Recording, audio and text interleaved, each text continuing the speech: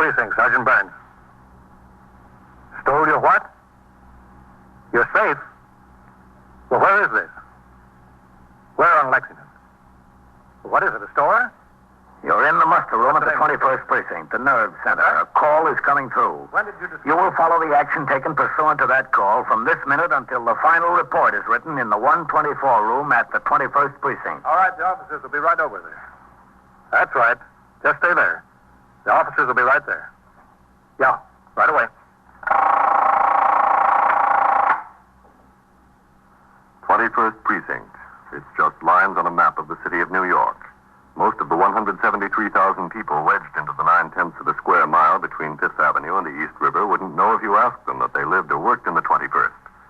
Whether they know it or not, the security of their homes, their persons, and their property is the job of the men of the 21st Precinct. The 21st. 160 patrolmen, 11 sergeants, and 4 lieutenants, of whom I'm the boss. My name is Kennelly, Frank Kennelly. I'm captain in command of the 21st. Tours vary like the weather. Some are calm, 8 hours with hardly a murmur in the precinct. Others are stormy. The switchboard hums continuously, and the sector cars hurry from one run to another. This tour was a stormy one. When I came on the job at 7:30 a.m., a 3-alarm fire in an old brewery near the East River had just been brought under control. 2 city firemen had been overcome and taken to Metropolitan Hospital. At 8:16 a.m., a bus and a taxicab collided on 2nd Avenue. The driver of the cab and his 2 passengers were injured. Shortly after 9 o'clock, there was a call that a paint store on Lexington Avenue had been burglarized during the night. I was still at the scene of the accident when Patrolman Farrell, my operator, rang into TS from a call box and informed me of the burglary. We made the run to Lexington Avenue. The men from Sector 4 and Sergeant Burns were already on the job. Farrell parked between their cars in front of the paint store. You stay with the car, Farrell. Oh, hello, Captain. Well, what do we got, Ross? Safe job, sir. Yeah? Says they hauled it away. They just rolled it out the front door and carried it away. All right. Oh, watch the door, Captain. That's the way they got in and out. Okay. Sergeant Burns says the detectives might want to try it for fingerprints. All right, stay on the job here. Keep the sidewalk clear. Yes, sir. What time do you usually open the store, Mr. Heelis? The same time, 9 o'clock. 9 o'clock every day. Hello, Sergeant. Captain. Mr. Heelis, this is Captain Kennelly. How are you? Some mess to come to work to. Some mess. Mr. Heelis is the proprietor, Captain, Mr. George Heelis. He opened up this morning and found the place had been burglarized during the night. The whole safe they took. The whole safe. Well, you'd think the safe would be safe. The whole thing. Did you notify the detective, Sergeant? Yes, sir. I rang in as soon as I saw what it was. T.S. called upstairs to Vitaly, who was catching. He notified the safe and lock squad. He's on the way over here himself. Where was the safe? Right back here, Captain. Right back here in plain view. With a light on it. I always make a practice to leave a light on it. Yeah, right here. In between brushes and wallpaper. What kind of safe was it, Mr. Heelis? A black one. No, I mean, do you know the name of the manufacturer and the style number? Oh. Well, tell you the truth, no. Well, when did you buy it? Well, let's see. I had it when I removed to this location. Had it about a year then. I've been here 9 years, so I got the safe about 10. It's important that the detectives have a description of the safe. Don't you have the manufacturer's name and the model number written down someplace? Well, yes, to tell you the truth, I think I do. I think I got the original invoice from when I bought it. Well, good. That's all they'll need. Where is this invoice? In the safe. That figures. How was the entry made, Sergeant? The street door was jimmied, sir. It was a neat job. They got a bar in between the door and the frame and just snapped off the latch. Yeah. Now, when I walked up to the door, I could see something was screwy, Captain. I just touched it and it opened. The lock was broken off. Listen, I got my insurance policies in the safe, too. How does that make me stand uninsured? Well, you don't need your policy. Just get in touch with your broker. Do you have any cash in the safe? Oh, yeah, sure. That's why I keep the safe primarily. How much? Oh, $600-700. Your receipts from yesterday? Well, most of it. $450 is the receipt from yesterday. The rest is extra cash I keep around. Why? Why? Tell you the truth, Captain. It's a couple of $100 I had. I didn't want my wife to know about. You know, mad money. She knows everything I'm doing, how much I got in the bank down to the last nickel. You see, I'm the president, and she's secretary and treasurer of this little corporation we got here, Paints Incorporated. And she takes her job seriously, and I figured I'm entitled to a couple $100 she don't know anything about. What is it, $600 or $700? I've got to have them definite for a report. Well, between, I don't know. I have to check the register and so forth. Well, what else did you have in there, Mr. Heelis? Oh, a couple of dollars in stamps. Oh, for crying out loud. My war bonds. My war bonds was in there. Well, you won't lose anything there. You have a record of the serial numbers. Oh, yeah. Also in the safe. Well, you sure had a lot of faith in that safe, Mr. Healer. Well, who would have thought, you know? Listen, the government will make good on those, won't they? That's my hard-earned money in those bonds. What happened? Well, you better get in touch with the Treasury Department as soon as you can, Mr. Healer. Yeah, that's a good idea. As a matter of fact, we'll notify them ourselves. Anything else in there, Mr. Healer? My accounts receivable. Listen, how much chance is there of getting them back? I mean the bonds and the accounts receivable. I don't care about the cash. You know, this could develop into an expensive proposition. Treasury might give me a hard time, and without the accounts receivable, well, to tell you the truth, I'm a dead duck. Accounts payable, who cares? The people I owe, if I don't pay them, they'll let me know. But the people that owe me aren't going to come around here and volunteer the money. No, siree. You think I can get it back, Captain? The contents? Besides the cash, I mean? You probably will, Mr. Healer. So all they want is the cash. Your ledgers and war bonds won't do them any good. Oh, that's good news if it only comes true. What'd they do, Sergeant? Roll it along here? Yes, sir. You can see the tracks. Right down here and out the door. Must have had a pickup truck or a car waiting. A car? Well, they couldn't get that safe into a car. You know how big that safe is? Why, it comes up to here. I mean, up to here. Well, there must have been 9 guys to move it. Look, I haven't had it out of that corner for 2 years. It was so heavy. Look at the dust back there. Are you in the store all alone, Mr. Healer? That's right, all alone. Oh, except on Saturdays. My wife comes down to give me a hand and work on the books. You know, she's got a job downtown on Wall Street. On Saturdays, she comes to help me out. Mm-hmm. Have you always been alone in the store? Well, yeah, for the last 3 or 4 years. I used to have help, but it got more than the traffic could bear. I couldn't keep them. I always had their problems, plus my own. I figured it didn't pay. 12 guys there must have been to roll that safe out of here. Believe me, it was this big, and heavy. Now, who could that be on the phone? It's a fine time to call. Well, you better answer it, Mr. Healer. Well, it's a fine time for business as usual. Go ahead. Yeah, excuse me. Some deal, huh, Captain? It is some deal. I had to jimmy the door. They had to roll the safe out here across the sidewalk and onto the truck. Why was the patrolman on post? Beats me, Captain. Hello, Hillis Street. What time do you think they broke in, Sergeant? He closed the store at 6 o'clock. Didn't open up until 9 this morning. It could have been any time in between. All right. Sergeant, send forthwith to the men who are on post here for the night tour and for the late tour. I want them both in my office by noon. Yes, sir. I want to know why they didn't see this burglary in progress, or at least discover that the door was jimmy. Hey, listen, Captain, that telephone's for you. For me? Yeah, I answered it, and somebody says, who's the cop in charge there? It was a dame, some dame. And I said, there's a captain here. And she said, let me talk to the captain. All right, where is it? Yeah, back there on the counter, right next to the cash register. Okay. You don't need all those men here, Sergeant. Get some of them back on patrol. Yes, sir. All right, Captain Kennelly. Are you in charge of the cops there? Who is this? Well, that's not important now, Captain. And if you want to talk to me, it's important. Well, look, if you really want to know who it is, I'm the guy that got the safe from there. Is that so? Yeah, that's so. I want to make you a little proposition. Well, I don't know whether I want to talk about a proposition with you. Well, whatever we talk about, let's make it fast. I don't want to give you a chance to find out where I'm calling from. All right, I'll make it fast. What do you want? I want the combination. You don't want much, do you? Look, we've been trying to get into that thing all night. We've been trying to rip it. We've been using a torch on it. All we want's the dough, that's all. Well, that's very nice of you. The deal is you give it the combination. I know he's got a lot of other stuff in there he wants besides the money. But that's all I want, the money. Well, what's your proposition? Give it the combination, we'll leave the stuff where it can be picked up without getting hurt. We'll leave the whole safe. And if you don't get it? If we don't get it, the safe winds up the bottom of the river, and Helis never sees anything else he's got in there. That's fair, isn't it? How fair can you get? All right, just hold the phone a minute. No, I don't Talk hold it the over with phone. I'll call you back. Captain who? Captain Kennelly, 21st Precinct. I'll call you back there. Hello. Hello. What's the trouble, Captain? That was the burglar. The burglar? Did you say that was the burglar on the phone? Well, that's who he said he Well, was. what does he want? He wants the combination to the safe. Well, that's a lot of nerve. What does he think he is? He can't get it open. He said if he gets the combination, you'll recover everything else in the safe except the money. All he wants is the money.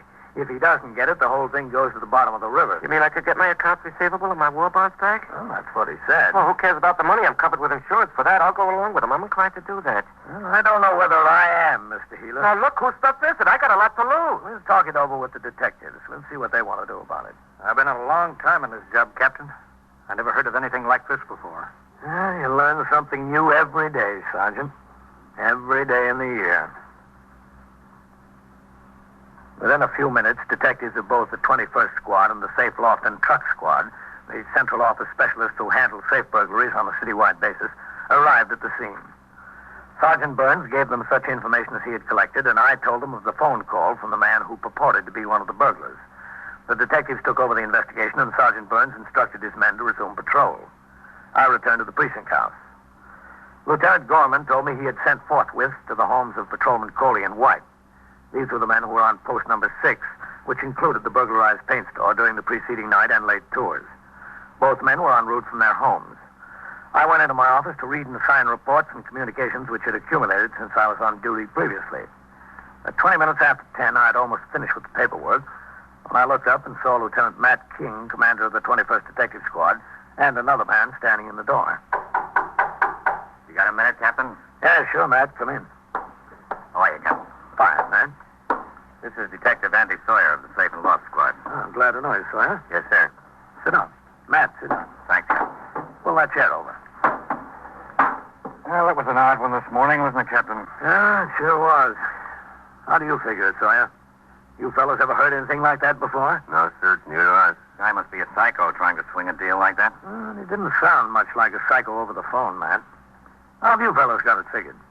Well, there are a couple of things, Captain. One, Mr. Healer said it was a woman on the phone when he answered. You picked it up, it was a man. Yeah, that's right.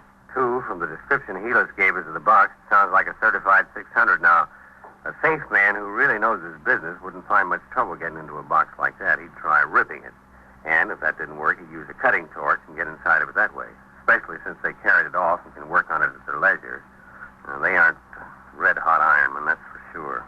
Whoever they are, I don't think they've been long on trade. Well, how many do you think there were? Well, the box weighs 600 pounds. There must have been at least 3 of them, maybe 4. And what about the girl on the phone? I don't know, Captain. You know, I've got an idea about that. Yes, sir? Well, if this burglar was going to put the proposition to someone, who'd be the logical person? Not the cops on the job. That's right. The logical one would have been Healers. I don't think he wanted to talk to Healers. That's why he had the girl put in the call. You mean Healers might have recognized his voice? He might have. Yes, sir, that's a good possibility. But why the girl? There must have been at least 2 other men on the deal. Why the girl? Well, I don't know. Any number of reasons. Andy, do you think we ought to check out some of the people Healers knows? That's a good idea, Lieutenant. He said he used to have help in the store, but not anymore. How about his former employees? Yes, sir, there might be something there. Are you going to be around here all day? Well, I was going out on patrol again this afternoon, that's all. Why? Well, we figured this guy might call back here to see if the deal will go through.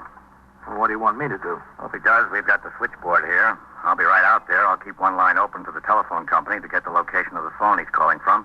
I'll have CB keep up a direct connection to the radio dispatcher. As soon as we can get the location, he'll have a car right over there. He won't stay on the phone long enough. He wouldn't this morning. He knows now that we're looking for his call. He's got to stay on long enough for you to give him the combination. Oh, and you want to go along with him? Yes, sir, we might as well. If it doesn't work and we don't get him, maybe at least Healers will get his property back. That's what he's most worried about anyway. Yeah, we'll be out at the board and start to work on every call that comes through to you, Captain, if that's all right. Yeah, that's all right. If you'll take just a few seconds longer to get to the phone than you normally do, we might have a chance. If he calls again. Well, Captain, he's got the safe. We've got the combination. If he had moxie enough to carry that safe out across the sidewalk, he's got enough to make another telephone call. Squad stationed himself next to the telephone switchboard, ready to use another line to trace any subsequent call from the safe burglar. He got head starts on 2 callers who asked for me, but both of them turned out to be ordinary police business. At 11 o'clock, Patrolman Coley, who had worked the 4 p.m. to midnight tour on the post where the safe burglary occurred, came into the precinct house as ordered.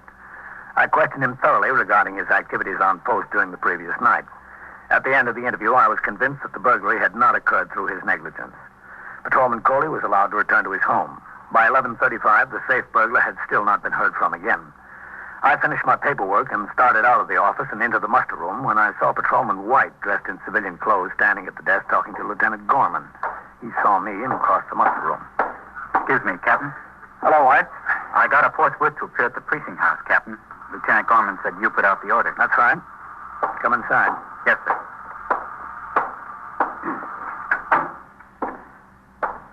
You were assigned to post number 6 from midnight to 8 a.m.? Yes, sir, that's right. Are you familiar with the paint store on Lexington Avenue run by Mr. George Healers? Yes, sir, that's on post number 6. Did you have occasion to notice anything unusual at that paint store during your tour of duty? No, sir. Did you try the front door at all during your tour? Yes, sir, I did on my first time around. You saw nothing unusual during the balance of your tour? No, sir. Did you notice any truck parked on your post? No, sir. Sometime during the night, burglars jimmied the front door, got into the store, and rolled out a 600-pound safe. They rolled it out the front door, across the sidewalk, onto a truck. Where were you? I didn't see them, Captain. I know you didn't see them. I'm trying to find out why. Yes, sir. After your first time around, didn't you try the door again during the course of your tour? No, sir. Why not? Can you explain why you didn't? Yes, sir. Well, go ahead. Explain. That's what I'm waiting for. Well, sir, a little after 1 o'clock, there was some trouble over in a bar on 3rd Avenue. What kind of trouble? 2 of the patrons got into a fight, Captain. One of them hit the other over the head with a beer bottle.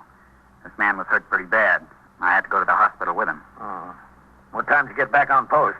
At 2:23, Captain. Well, did you start around again? Yes, sir. Did you try any front doors? I started you, Captain, but it was along about that time that the alarm hit for this fire in the old brewery on the river. Yes. Well, Sergeant Collins drove by, sir. He instructed me to leave my post and go over to York Avenue. What did you do there? The fireman had a hose line struggling across York Avenue. There was about 30 pieces of apparatus there. I was instructed to reroute traffic onto 1st and 2nd. Well, how long did you stay there? Until I was relieved, Captain. What time was that? 20 minutes after 8 o'clock this morning, Captain. I came to the station house and changed to my civilian clothes, sir. Then I went home and went to bed. And that's where I was when I got the forthwith. Okay, White. You can go on back to bed. Yes, sir. Thank you, Captain. Oh, White, Yes, sir, Captain. how long you been in the job, White? I'm 4 months out of the academy, Captain. Do you know what Rule 107 is of the Rules and Regulations? I think so, sir. Well, what is it? Charges will be preferred against any patrolman who shall, through neglect of duty, fail to discover, report, and take appropriate action in connection with any act or conditions on his post requiring police attention during his tour of duty. Good. Don't forget it. No, sir, I won't. Okay. Go on home. Yes, sir. Thank you, Captain. Leave the door open. Captain Kennelly. Sawyer, Captain, there's a call coming through for you. I think it's our boy. Oh, all right. If you'll hang up, sir, let it ring 3 or 4 times. All right.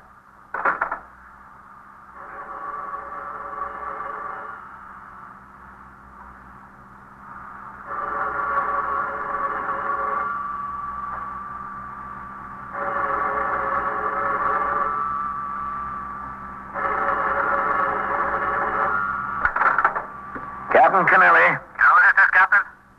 Yes, I think so. What about the deal? You ready to go through with it? Yes, we'll go through with it. All right, what's the combination? Now, wait a minute. First, I want your assurances that you're not going to throw that safe in the river. The man wants his property back. You'll get it back. Well, I just wanted to make Listen, sure. I know what you're trying to do. You're trying to stall for time. I'm not going to stay on this line long enough for you to trace the call. Believe me, now I'm not. What's the combination?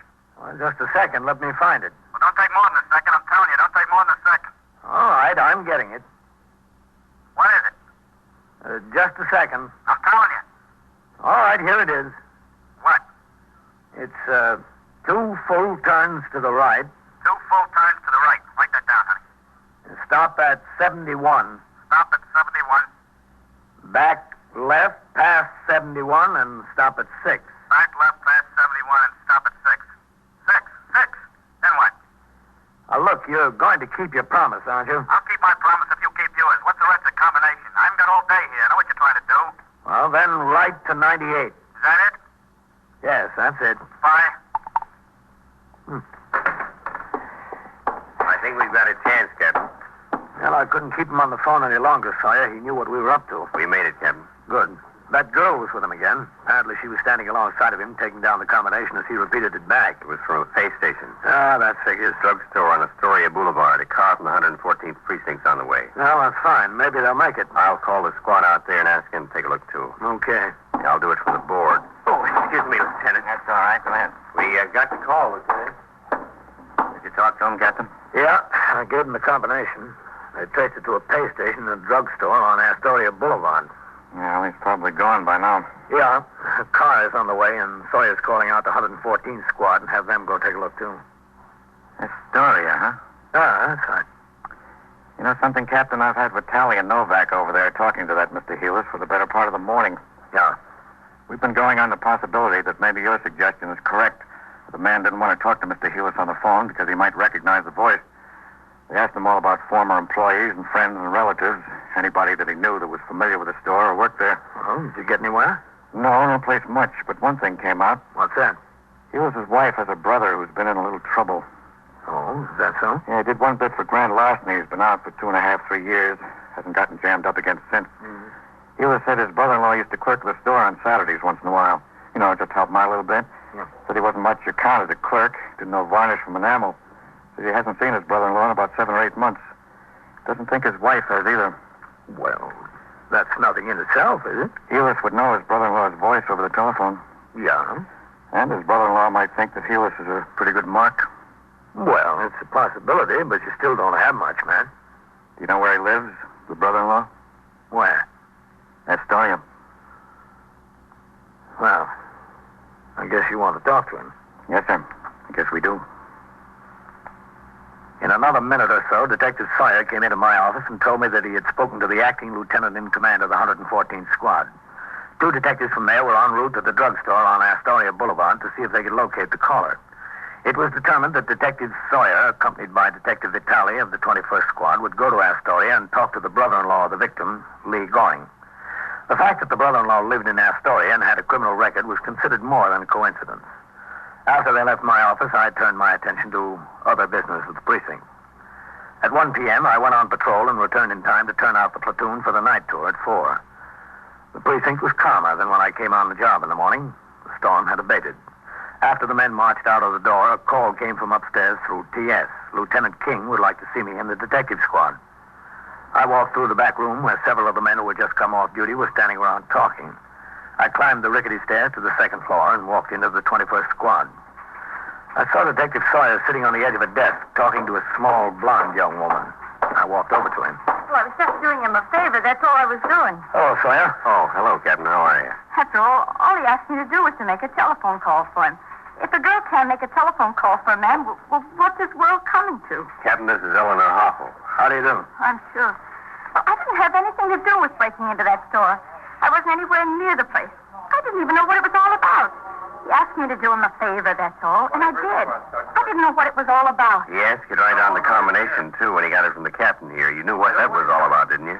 Well, not exactly. He's not the kind that tells you everything. Have you got it wrapped up, Andy? Yes, sir, pretty much. Vitaly and I went out to this house in Astoria. We found the brother-in-law out there and her. I told you, I was just visiting. That's all I was doing. I was just visiting. We took a look in the garage, and what do you think was there? The safe? Yes, sir, the safe. I didn't know it was in there. I don't look in garages. Why should I look in a garage? I was just visiting him, and he asked me to do a favor. You can't kill somebody for doing a favor. Where's the lieutenant? In his office? Yes, sir. I didn't know what it was all about. That's the honest to goodness truth. Yes. Captain Kennelly. Come in, Captain.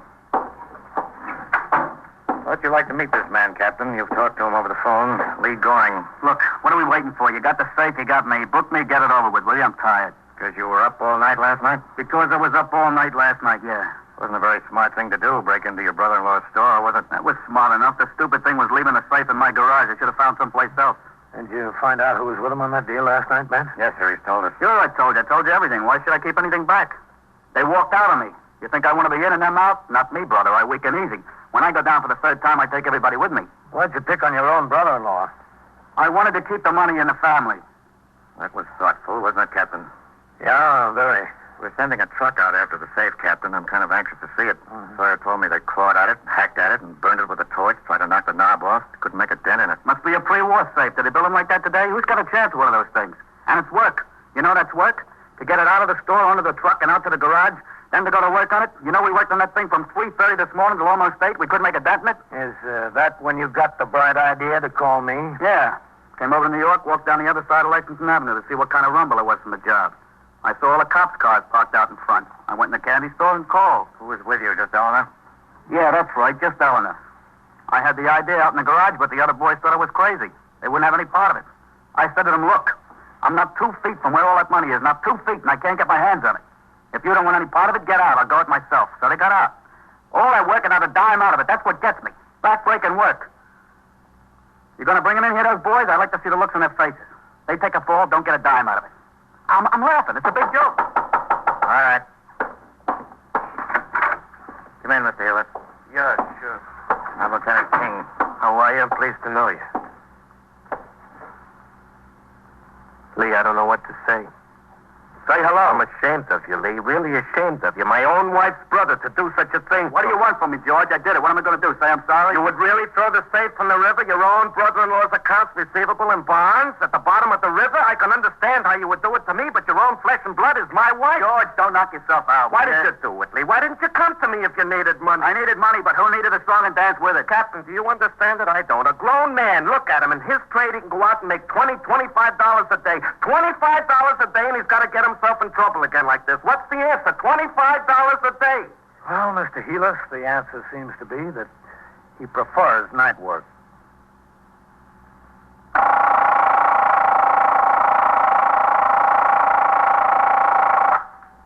21st Precinct, Sergeant Burns. Well, who got bitten? How old? 4? Well, where's the dog? Is the dog there? Well, where is the dog? Where's that? Oh, I see. Well, what's the name of the girl who was bitten? W-E-A-L-D. And so it goes. Around the clock, through the week, every day, every year. A police precinct in the city of New York is a flesh and blood merry-go-round. Anyone can catch the brass ring, or the brass ring can catch anyone. 21st Precinct, a factual account of the way the police work in the world's largest city, is presented with the official cooperation of the Patrolmen's Benevolent Association, an organization of more than 20,000 members of the Police Department, City of New York. Everett Sloan in the role of Captain Kennelly, Ken Lynch as Lieutenant King. Featured in tonight's cast were Larry Haynes and John Sylvester, Scott Tennyson, Wendell Holmes, William Flatley, and Joan Morgan. Written and directed by Stanley Niss. Produced for CBS Radio by John Ives. Art Hanna speaking.